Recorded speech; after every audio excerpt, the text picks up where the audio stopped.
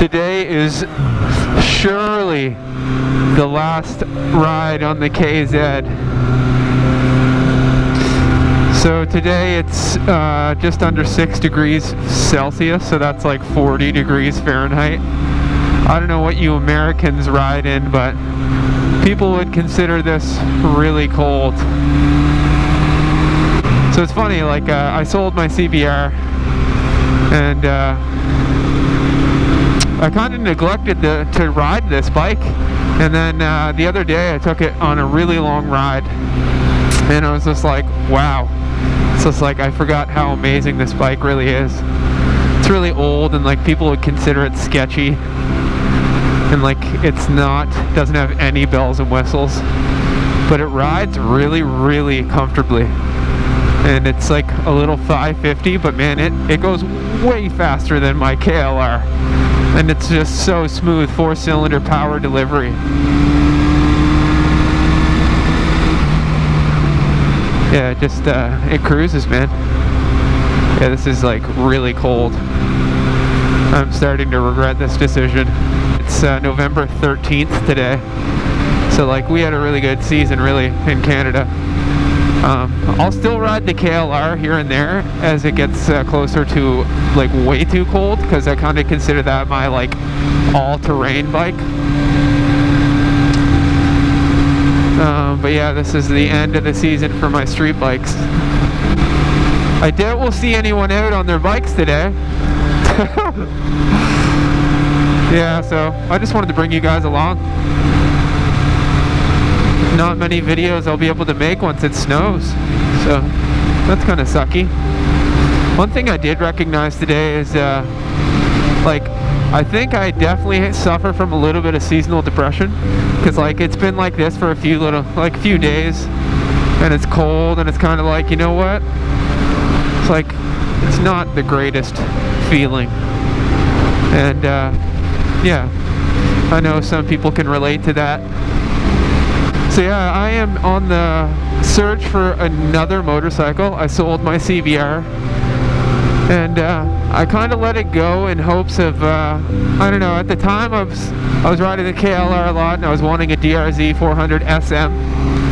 And to be honest, and this is so typical of me, but after riding the KLR for a few months, I kind of like, I might have a slightly different opinion on it than I did when I made those reviews.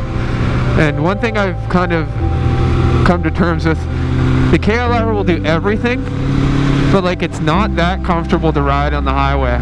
And like, I like to go on journeys. It'll do it, like no problem. But it's like, it's not a street bike on the highway, you know? And I wanted a DRZ 400 SM because I just think they look so cool. And like, yeah, they just look so awesome. But then I started thinking about, like, it's also a single cylinder. It's also gonna have those limitations on the highway, just like the KLR. Not limitations, but just like, it's not, it's like, for instance, I love the KLR to death, but recently I've noticed that when I'm like having to go up far on the freeway, I kind of am like, nah, with the KLR. And I'm like, okay, so like that's actually a thing. It's like, it'll do it, and you're gonna get a little bit beat up doing it because the wind protection is minimal. So like, I didn't realize that I was starting to just like not favor the KLR anymore. So then I kind of just had an epiphany of like, I did want a motorcycle the whole time that could travel at like 120 kilometers an hour without even like sounding labored at all. And my brother has had a CBR 900 RR Fireblade, and he always talked about how leader bikes, they just like cruise at above higher like highway speeds, like so relaxed. And like, I don't like to go super fast or anything, but so that has drawn me to the and then I did some research, and like, I think I'm gonna get a CBR, a 2001 CBR 929 RR Fireblade. So it's the 929. I started doing some research, and they're really cool bikes. They're like the pinnacle of Honda's engineering. It's still one of the lightest super sport bikes ever made. One of the lightest. And it's got insane power ratio. It's supposed to just be ergonomically super. Let's see if this guy's gonna kill me. Oh yeah, you're gonna look out. Thank you.